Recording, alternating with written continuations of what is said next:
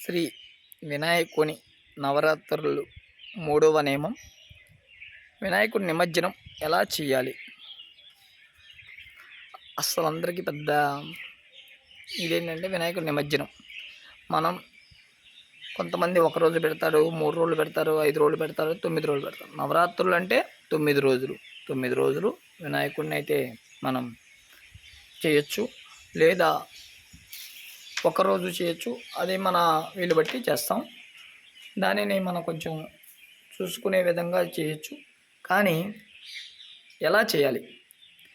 వినాయకుని ఉదయం పూజ ముగించుకున్న తర్వాత స్వామివారిని మనం కలుపుతాం, యథాస్థానానికి తీసుకువెళ్తాం.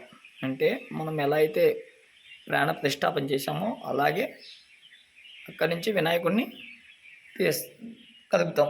కలిపిన తర్వాత సమయం, ముఖ్యంగా మనం మహాగణపతిని నిమజ్జనం చేసే సమయం కూడా చాలా ముఖ్యం.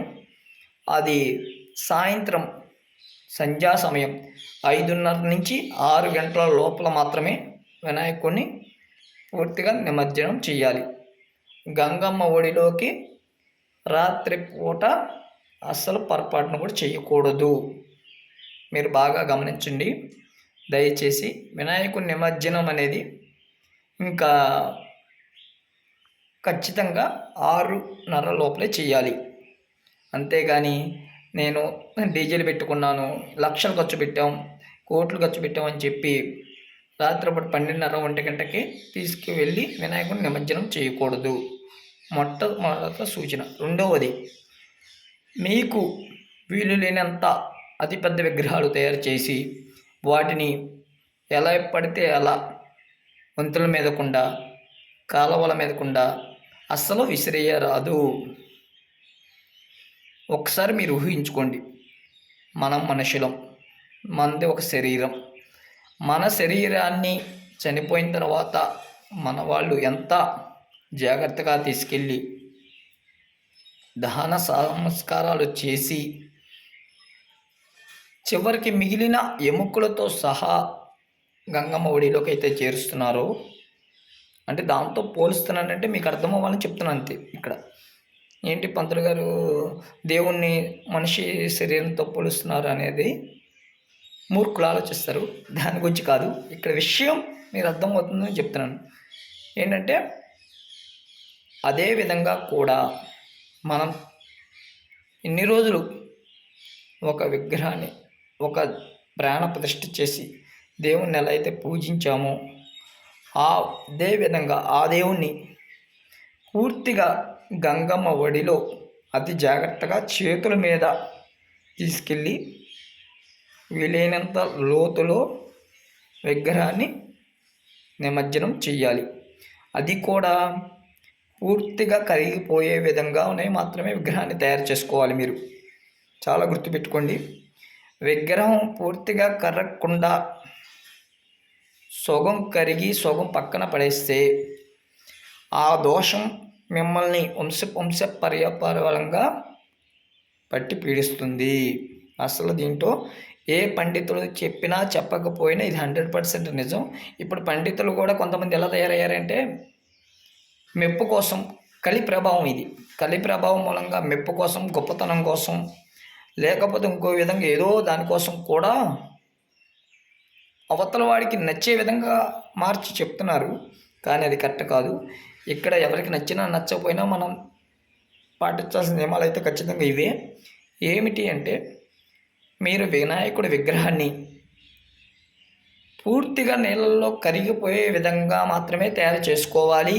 అది మీకు శక్తివంతమైన చేతుల మీదుగా తీసుకువెళ్ళి గంగమ్మ ఒడిలో కలిపే విధంగానే వినాయకుడి విగ్రహాన్ని తయారు చేసుకోవాలి. ఆ వినాయకుడి విగ్రహానికి మాత్రమే మీరు పూజలు చేసుకోవాలి. ఆ విగ్రహాన్ని మాత్రమే మీకు ఉపయోగించాలి. పూజల్లో చాలా గొప్ప విశేష ఫలితాలు లభిస్తాయి. మీరు 9 అంగుళాల వినాయకుడి విగ్రహానికి 9 రోజులు పూజ చేసి, 9 అంగుళాల వినాయకుడి విగ్రహానికి 9 రోజులు పూజ చేసి మీరు గంగమ్మ ఒడిలోకి చేర్చండి. 100% మీకు ఖచ్చితంగా ప్రభావం అయితే చాలా అద్భుతంగా ఉంటుంది. మీ నియమాలు ఖచ్చితంగా సక్సెస్ అవుతాయి. అదే విధంగా కూడా మీరు ఇంత ఖర్చు పెట్టి ఇంత చేసి ఆ విగ్రహాలు అలా సంవత్సరాల పాటు కుళ్ళకుండా, నీటిలో కలవకుండా అలా పడేస్తే ఆ కర్మ ఫలితం దానికి సంబంధించిన ప్రతి ఒక్కరూ అర్చకునితో సహా అందరూ అనుభవించాల్సిందే. అది మాత్రం చాలా గుర్తుపెట్టుకోండి. మీరు కలి ప్రభావం వల్ల మేము చెప్పేదేది మీకు చెవికెక్కదు, వినరు. కానీ నేను గత 4-5 ఏళ్ల నుంచి కూడా ఈ వీడియో తీస్తున్నాను. ఈ వీడియోలో చెప్తున్నాను. మీరు దయచేసి ఎప్పటికైనా ఒక్కరైనా వింటారు, మారుతారనే ఉద్దేశంతోనే చెప్తున్నాను. ఇక్కడ ఏంటంటే పర్యావరణం పరిరక్షణ ఇదంతా నిజమే. కానీ మీరు స్వామివారి దివ్య ఫలితాలు పొందాలి అనుకున్న వారు మాత్రం ఇలా చేయండి. ఖచ్చితంగా మీకు ఫలితాలు వస్తాయి. మీరు ఇంట్లో చేసుకున్నా, ఎక్కడ చేసుకున్నా.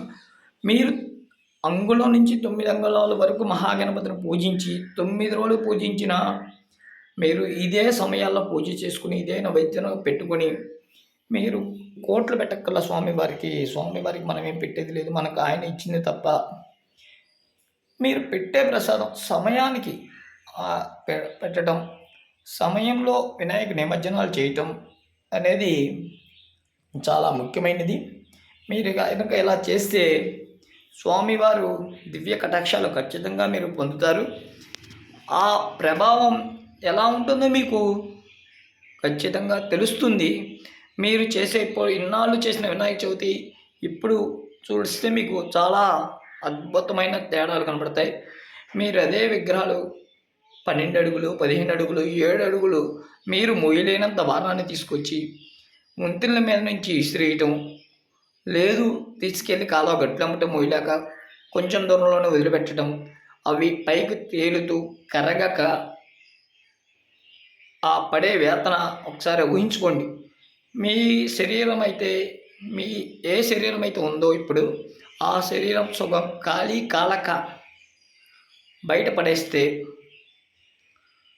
ఆ పడేసిన శరీరం ఎలా ఉంటుందో ఊహించుకోండి.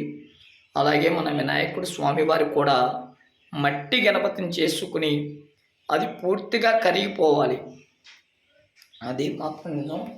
చాలా విధంగా చెప్తున్నాను. పూర్తిగా కరిగిపోయేతేనే మీకు ఆ పూజా ఫలితం అనేది వస్తుంది.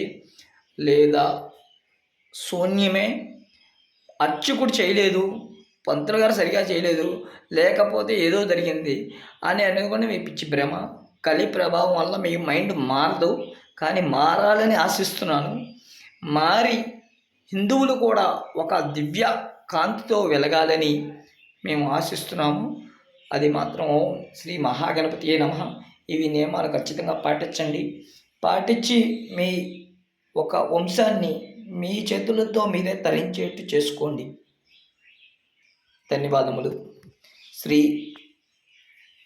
దుర్గాదేవి, మల్లేశ్వర స్వామి, అభయ గణపతి, శ్రీచక్ర దేవత, స్వయంభూ నాగదేవత, శ్రీ అభయాంజనేయ స్వామి, లక్ష్మీ తిరుపతమ్మ, గోపయ్య స్వామి వార్ల కృష్ణానది తీర ఆలయం, చిలుమూరు, సాయి శర్మ